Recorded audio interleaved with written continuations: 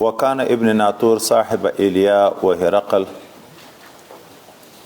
سقف على نصارى الشام يحدث أن هرقل حين قدم إيليا أصبح يوما خبيث النفس فقال بعض بطارقته قد استنكرنا هيئتك. قال ابن ناطور وكان هرقل حظاء ينظر في النجوم فقال لهم حين سألوه إني رأيت الليلة حين نظرت في النجوم ملك الختان قد ظهر فمن يختتن من هذه الأمة؟ قالوا ليس يختتن إلا اليهود فلا يهمنك شأنهم واكتب إلى مدائن ملكك فليقتلوا من فيهم من اليهود.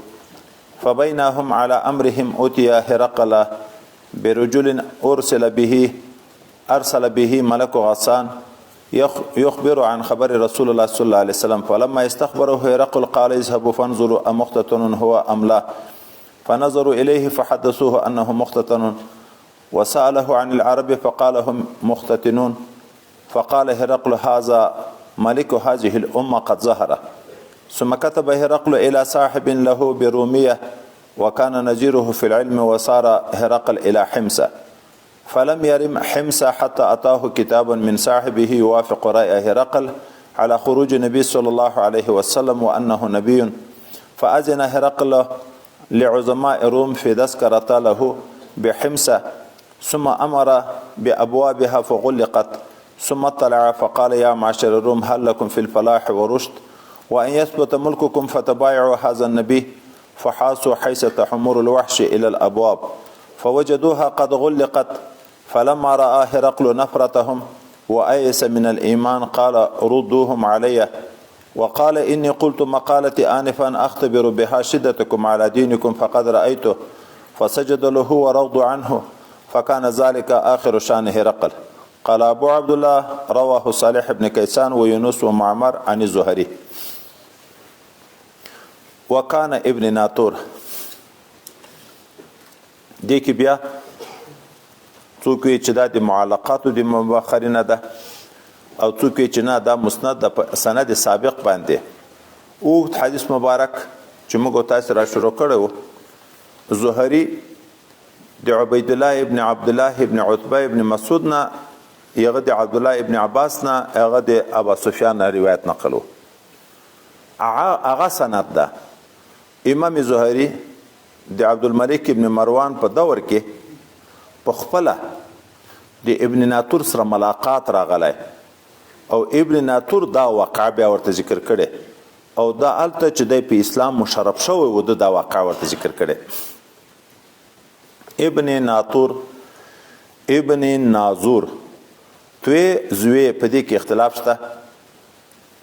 ناطور یا ناظور یا د خرما او د باغ محافظ ته وی او یا د انګورو د باغ کې خودون کې ته وی چې باغ ګدي نیالونه ګدي. صاحب ایلیا و هرقل هغه ابن ناطور چې وو صاحب د ایلیا او صاحب د هرقل. صاحب د ایلیا معنا گورنر والی د بیت المقدس او صاحب د هرقل معنا دوست او مصاحب د هرقل. دا څنګه و د ابن ناطور سقف على نصارى شام اوس قفه متعدی و غیر متعدی د دوړو قبیلونو د باب د افعال او د باب تفعیل نه راغله. لارډ پادری مذهبي راهنما د نصارا او د شامو. اوس دلته لنډ به خبره وکړو. صاحب ټکی حقیقي معنا باندې په معنا د دوست سره ده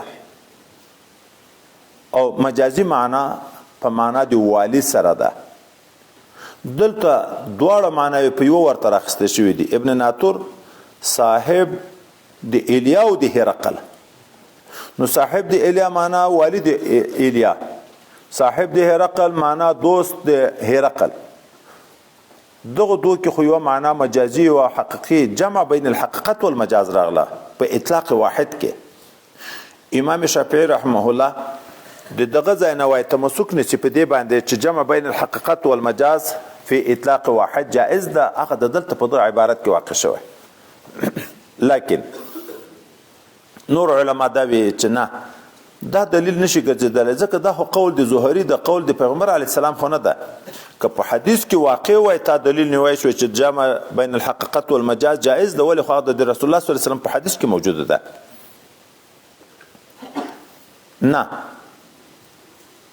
څوک د دغه عموم د مجاز اخلي، صاحب په معنا د زو والا، هغه د بیت المقدس والا او د هرقل والا، موږ تاسو وی والا مرګره دیغه خاوند،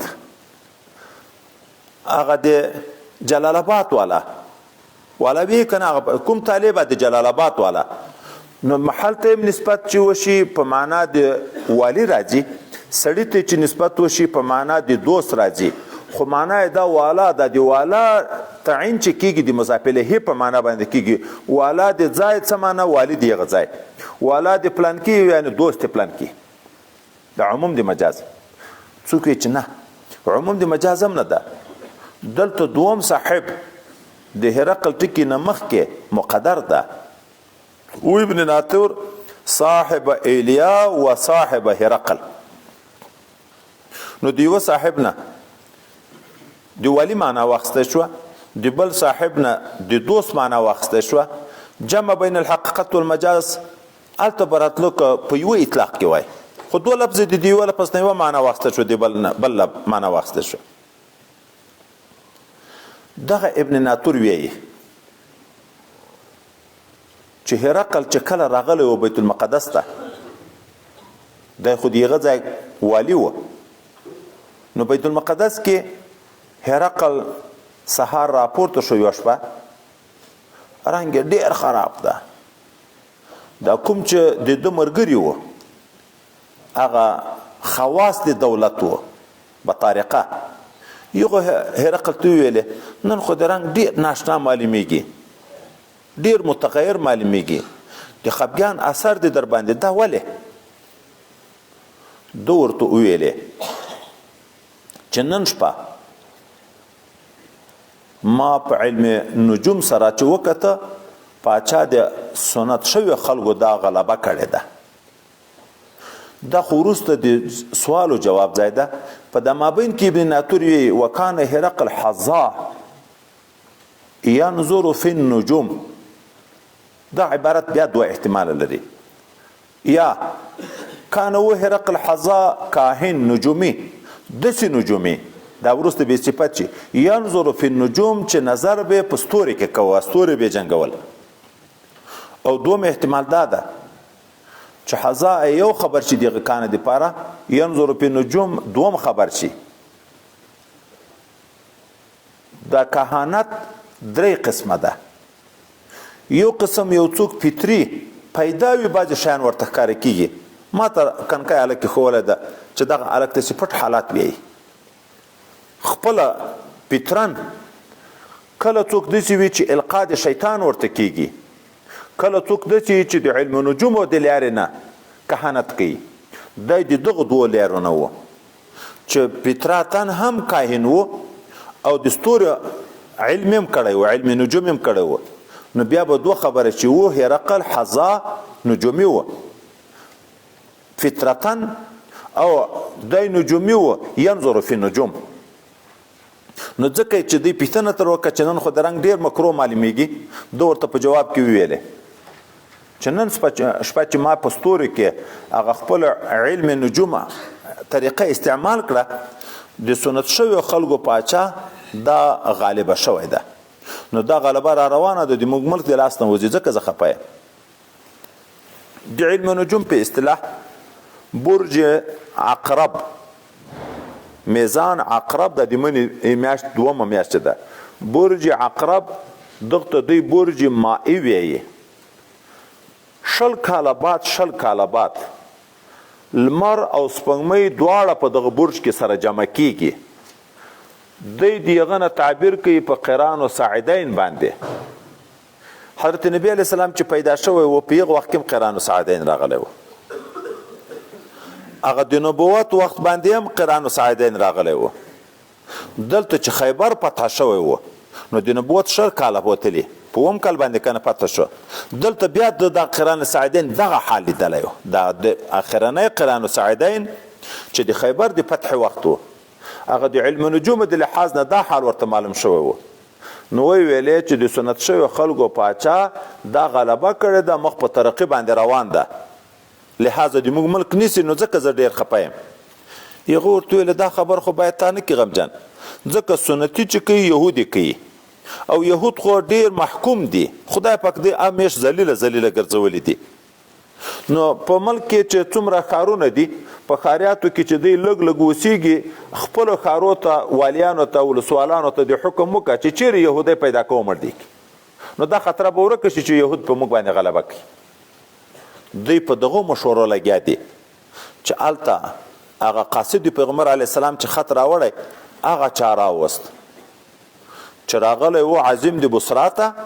عظیم د بصرا بیا رالیږلی و هرقل ته چې هغه چې داسې سړی راغلی ده د عربو نه او داسې د خط راوړی ده د مدعي نبوت نه.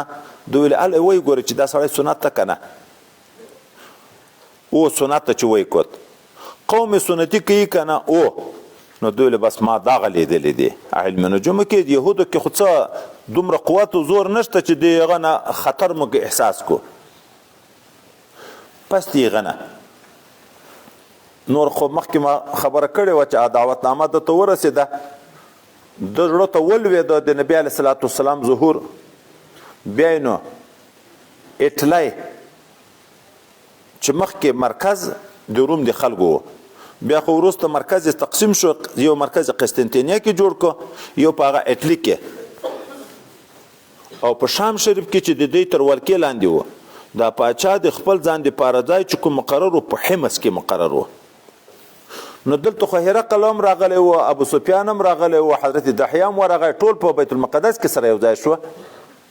نو بیرته خط ولېږو چې ته ورشه مذهبي رهنما دي موږ ته د ټولو رومیانو لاټ پادري چې په هغه وخت کې زغاتر و چې د هغه رایه څه ده چې قاصد لاړ هلته هغه ته چې دا خط ور هغه ویلی چې ما ته هم دغه معلوم ده چې د آخر زمانې پیغمبر راوتلی ده دغه وخت د ظهور خو نور په هغه ځای کې د اسلام خبره یې په ښکاره نه ده کړې. بیرته چې قاصد راتلو هرقل د بیت المقدس نه تللی و حمص ته دی د حمص نه له قسطنطنیې په طرف بیرته نه وتلی چې قاصد ورته راورسېده. چې قاصد راغی رایه د لاټ پادري د ده د رایه سره موافقه وه چې هغه هم دا تصدیق وکړو چې دا اخرنی پیغمبر ده. نو ده ته امید پیدا شو چې زه اوس که دا خلکو ته دعوت اسلام ورکم نو خلک بې قبول کړي. نو خلک ټول په دا حمص کې چې کوم ماڼۍ وه د ده موږ تاسې په اصطلاح کې قصر چې اوس ورته وایي دا شاهي قصر چې شاوخوا ګردې ګوښه کورونه یې تر دلته یې خلک راټول کړه او بیا یې د دې دپاره چې فساد جوړ نه کړي د نن یې ماته لاس روانه چې دا ځای پاس چت ته وخو د چت نه ورته وغږېدو او د باندې نه مظاهرې را جوړې نه کړي دروازې د باندې طرف نه بندې کړې. دلته یې دغه خلکو ته وویلې ای رومیانو شوق د کامیابۍ او د هدایت لرئ چې ملک مون باقي پاتې شي نو که رښتیا یې لرئ د دغه نبي هلته خو پوښتنه د ابو سفیان نه وکړې یقین خو ورته پیدا شو د دغه نبي متابعت وکئ نو فلاح د دارینو به درته نصیب شي. یغو چې دا خبره واورېده یو دم یې چغې کړې او منډې شروع کړې د وحشي خرو غوندې و یو وارې خر په بیعقلي کې ډېر مشهور ده. بیا دا کورني خره خو د انسان نه دومره نفرت نه کوي د انسانانو سره ګډ زندګي کوي. په غرو کې یو قسم خره دي د دغه خرو په شکل غوښه هم رواده دي هغو هغه چې انسان وویني منډې وهي بیا د زمریو نه بیخي ډېر ډارېږي ځکه ازمریان یې خوري. نو دوی داسې دي لکه هغه حمور وحشي په شکل یې منډه شروع کړه د دروازو په طرف چې ګوري چې دروازې ټولې بندې دي. هرقل چې د دوی نفرت ولید چې ایمان خو نه راوړي بیرته حب د جاه په ده غالب شو نو دوی ته ویلې راوګرځئ ما تاسې صرف آزمو ویلی چې په خپل دین څومره کلک یې دا خو کلک یې داسې نه ما ویلی چې دغه سړي خط رالېږلی د تاسې زه به خبر نه یم تاسې به رانه مسلمان شوي نو دوی بیرته د ده د اکرام دپاره سجده ورته وکړه، دا یې راضي کړ.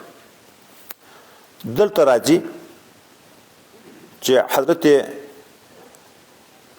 ابو سفیان دغه هرقل حال چې ذکر کوي یا د ابن ناطور په آخر کې پکانه ذلک آخر شان هرقل، دغه دا معنا نه چې دستي هرقل مړ شو. لکه مخکې موږ ویلي وو چې بیا وروسته د موتې جنګ هم د ده سره وشو، د تبوک واقعه کې هم د ده سره جنګ وشو، هلته بیا دعوتنامه ورکړل شوه.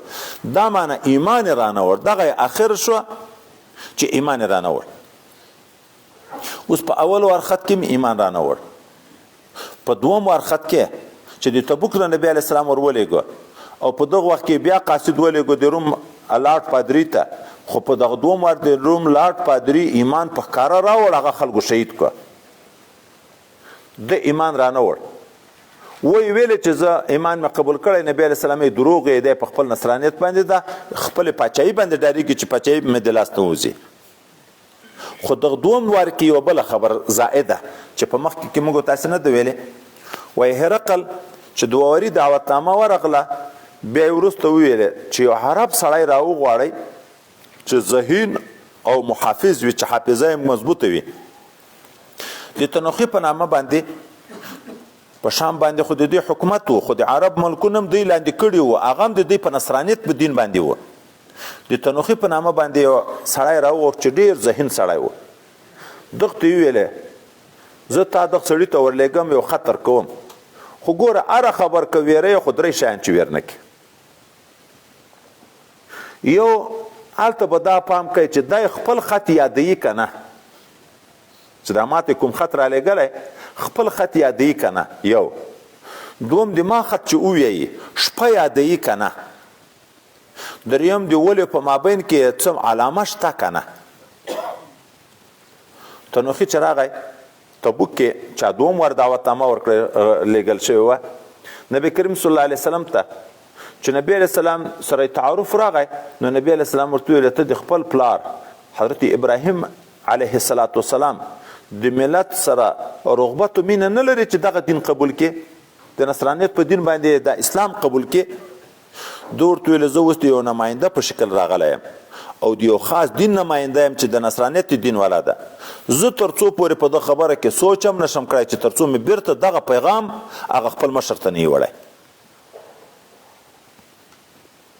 حضرت نبی علیه السلام ورته ویلې ما خط لیږلی و کسرا ته، هغه د ما خط چیرې چیرې کو، الله به دا یو د ده ملک ټول ټوټې ټوټې کوي.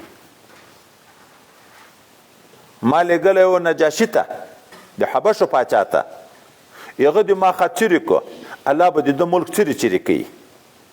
دلته د حبشو د پاچا نه هغه حبش پاچا نه د مراد چې هغه د مکې معظمې نه خلکو هجرت ورکړی و او بیا د اسلام راوړ، بیا چې نبی علیه السلام غایبانه جنازه په وکړه، هغه نه د تر مراد. مخکې موږ تاسو ویلو د حبشو پاچا تر ټولو ته به نجاشي ویلی کېده، دا بل پاچا و. هغه ته چې خط وروړه هغه خط چیرې کړ د بېادبۍ د وجې نه.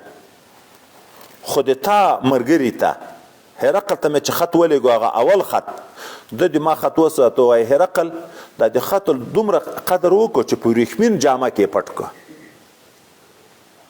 نبی علیه السلام ویل ده د ما د خط قدر وکړه تر څو چې هغه خط د ده سره موجود وي، خلک به د ده نه تکلیفونه برداشت کړي. څه معنی د ده حکومت به پوهې وي. 22 کاله یې حکومت په وکړه چې تر څو د ما خط ورسره وي چې ده د ما د خط احترام وکړه، په وریښمین جامه کې وساتو، نو تر هغه وخته پورې چې دا خط وي ورسره دی به په دا خلکو باندې حکومت کوي. تنوخي ویل یوه خبره خو پوره شوه، هغه د خپل خط خو یاد کړه.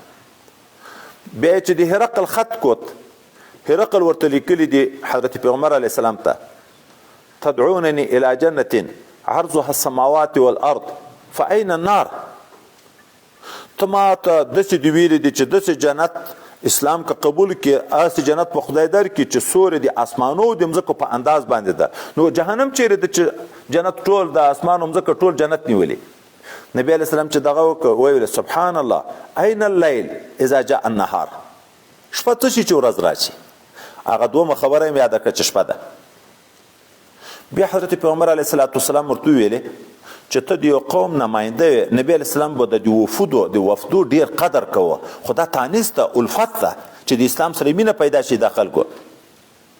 ته د وفد خاوند یې، خو زه مسافر یم، کنې ما به د تا ډېر اعزاز کړی و. حضرت عثمان ذینورین رضی الله عنه یو جوړ کالي ورته راوړه، څادر ولنګ چې دغه ورک. یو انصاري مسلمان ورته ویل میلمستیا به زه ورته وکړم چې قدرداني هم وشي. کله چې تنوخي بیرته روانېدو، حضرت پیغمبر علیه السلام ورته ویل هغه دریم کارم وکړه، علم غیب کشف النبوت سره هغه دریم کارم وکړه. لاس یې ورته داسې کړو، شال ورته هم راشه. هغه څادر مبارک چې تړلی و، حبوه چې دی به پکې نسته، څادر خلاص کړو، دا څادر مبارک ورته لرې کړو، یولې په مابین کې مهر نبوت هم ولید. خو چې خدای پاک د چا ایمان نه قبول کړ، توفیق نه یې په اراده کې نه نو نه یې راوړي. هرقل ایمان را نه وړ، دا دغسې بې ایمانه دنیا نه تېر شو. اوس امام بخاري رحمه الله موږ او تاسې مخکې ویلو د عادت د براعة الاختتام کوي، په آخر د بحث کې یو داسې لفظ راوړي چې آخریت ته اشاره وي. دلته آخر ټکی ویل، فکان ذلک آخر شان هرقل. د دغه بحث اختتام ته اشاره وکړه چې دا بدء الوحی نور باب ختم شو. خو په دغه حال کې تنبیه ورکوي انسان ته چې انسانه، طالبه، ملا، خپل زندگی ته متوجه شه، لکه دغه عنوان د علم شروع، دغه علمي مسائل انتها ته ورسېده، د تا د عمر به سلسله شروع ده، انتها ته به رسېږي. چې رسېږي بقا په دنیا کې، دوام په دنیا کې نشته، نو د دومې زندگی د پاره بندوبست وکړه چې هغه بیا زوال نه لري. او دغه روایت صالح ابن کیسان یونس و معمر هم د زهري نه نقل کړی. دا حدیث خو ډېر اوږد حدیث چې دا څو شپې موږ سبق کې ویلې، د دغه نه اوږده استنباطات بیرته راکړي دي، خو لنډ غټ غټ په کې ذکر کو. مجموعه د دغه خط ته فکر وکړو، دا دعوتنامه چې پیغمبر علیه الصلاة والسلام لیږلې وه. اول د تلطف معاملات چې څوک چاته د اسلام دعوت ورکوي، باید د دعوت ورکولو کې نرمه لهجه استعمال کړي، چې هغه مدعو نور پسې متنفر نه کړي، که ایمان نه کې قبول، چې دښمني خو یې نیمای راټیټه شي. نبی علیه الصلاة والسلام د تلطف لاره پکې غوره کړې. دوم خط لګو کفارو ته، خو په سر کې بسم الله لیکلې، نو لہذا د خط افتتاح په بسم الله باندې دا مسنون د ولو که کافر ته لیږل کېږي. دریم د دغه اوږده مکتوب مبارکانه دا معلوم شو چې که چیرې څوک کفارو ته دعوت ورکوي، د دعوت لپاره کوم خط ورلیږي، په هغه خط کې آیات لیکي، دا روا ده. څلورم د دغه نه دا معلوم شو چې کوم خط چې په هغه کې آیات لیکلی، ګورې د بنده کلام او الله کلام سره یو ځای شو، د دغه هغه حکم بیا نه ده لکه عین د قرآن عظیم شان، نو جنوب بې اودسه حتی کافر لاس وروړی شي. اوس نبی علیه السلام کافر ته ورلیږي او آیات هم کې لیکي، هغه خو به طبعا ګوري، مسکی به، نو لمسې جایز ده چې حکم بدل شو. موږ اوس د تفاسیرو کتابو ته لاس وروړی شو، بیا اودسه کم ادب خو ځان ته خبره ده، خلاص وروړل چې دی دا جایز دی. دغه نه دا حکم معلوم شو چې خبر واحد حجت ده، ولې نبی علیه السلام د یو سړي په واسطه باندې خط لیږلی، نو خبر واحد که حجت نه وای، بیا خو به ډېر نفر لیږل، یو سړي به یغو خلکو بیا تردید کو چې د یو سړي په خبر موږ څرنګه اعتماد وکړو. او د دغه اوږده مکتوب مبارکه نه دا معلوم شو چې کفارو ته د جنگ نه مخکې اول دعوت پکار ده چې د اسلام دعوت ورکړی شي، ولو که یهود اهل کتاب هم، لکه مشرکینو ته چې دعوت ورکول کیږي، ولو که اهل کتاب هم اول به دعوت ورکړي، د دعوت نه بعد که ایمان نه قبول، بیا به د جهاد خبره ورسره کیږي. او د دغه اوږده مکتوب مبارکانه د سلسلې نه دا معلوم شو چې په اسلام کې د نن اعلی نسب ته اعتبار شته، شرافت دینی نسبی دا دواړه سره ټکر نه دی، یخته اعتبار شته. دغه نه دا معلوم شو چې د هرقل چې کومه تفسیر کړي چې انبیا د عالی نسب خاوندان دي، یو ته خدای پاک اعلی امتیاز په نسب په لحاظ باندې ورکړي. او د دینه دا معلوم شو چې حضرت پیغمبر صلی الله علیه وسلم حال د صداقت خدای متعال کفارو تم ور پیژندلی و. کفارو هغه هرقل چې د اهل کتابو د جملې نه و، د مخکنیو کتابو د وجې نه هم د ده په امانتداري او صداقت باندې علم درلود. او که څوک وي چې دا د علم نجومو مسله چې بخاري را نقل کړي بیا خو د علم نجومو ترویج راځي، وای نه دا هم د دغه دپاره راوړی چې د نبي علیه السلام د نبوت خبره دومره د هر طرف نه د قبولي وه چې کفارو هم دغه تاییدوله. د کفارو لوی مشر ابو سفیان چې کومه بیان وکړه د هغه هم د حقانیت معلومېده. د یهودو د نصاراو غټ ملا چې لاټ پادري و د هغه نه هم تایید وشو. د هغو لوی پاچا چې هرقل و د هغه د طرف نه چې د علم نجومو خاوند هم و، یعنې هر چا که د علم نجومو والا هم د ده حقانیت منو، که سرسخت مشرک هم حقانیت منو، که اهل کتاب هم د ده حقانیت منو. د ده خبره د مخکې نه پخوانی نه لا شائعه وه چې داسې یو حق پیغمبر په آخر زمانه کې را روان ده. دا آخرین خبر دا اوږد حدیث مبارک د ترجمة الباب سره څه مناسبت لري؟ بابو بدء الوحی. په دغه حدیث مبارک کې خو د بدء الوحی څه بیان نه ده شوی. د ترجمة الباب سره څه مناسبت لري؟ نو د ترجمة الباب سره مناسبت په دې ده چې وحی کې درې شیان دي: موحی، موحا الیه، حامل الوحی، واسطه. موحی الله تعالی ده، دیغه عظمت مسلم عند الکل ده، کافر منی. او واسطه په منځ کې جبرائیل علیه السلام ده، ذی قوت عند ذی العرش مکین، دیغه مقام معلوم ده. دریم موحا الیه ده چې پیغمبر علیه السلام ده. دلته د پیغمبر علیه السلام حال ذکر شو په دا اوږده حدیث مبارک کې، او هغه حال ذکر شو چې د ابتدا د وحی و نبی چې نبی کېږي د کومو صفاتو خاوند به دا د دو صفات د اوله نه ذکر شو چې ابو سفیان ورته ویل داسې دا داسې دا د ده شخصیت او د ده عقیده. نو بدء الوحی په دې معنی ابتداء چې وحی نبی علیه السلام ته راتله هغه د دغه امتیازي صفاتو خاوند و. او یا دغه حدیث مبارک د ترجمة الباب د هغه دوم جز سره وقول الله تعالى عز وجل انا اوحينا اليك كما اوحينا الى النبيين من الى نوح والنبيين من بعده دیغ ځای سره مناسب ده. په چی شي کې د دغه آیات مبارکه په باب کې چې یا اهل الكتاب تعالوا الى كلمه سواء بيننا وبينكم، ټول انبیاء ته مشترک وحی چې شوی د توحید خبره ده. هر نبی خپل قوم دی یو خدای پاک په عبادت ته. نو په دغه اوږده حدیث مبارک کې د دغه ان اوحینا الیک کما اوحینا الی نوح والنبیین من بعد دغه دوم جز د ترجمه الباب سره مناسبت کې موجود ده. قال ابو عبد الله رواه صالح بن كيسان ويونس ومعمر عن الزهري. بس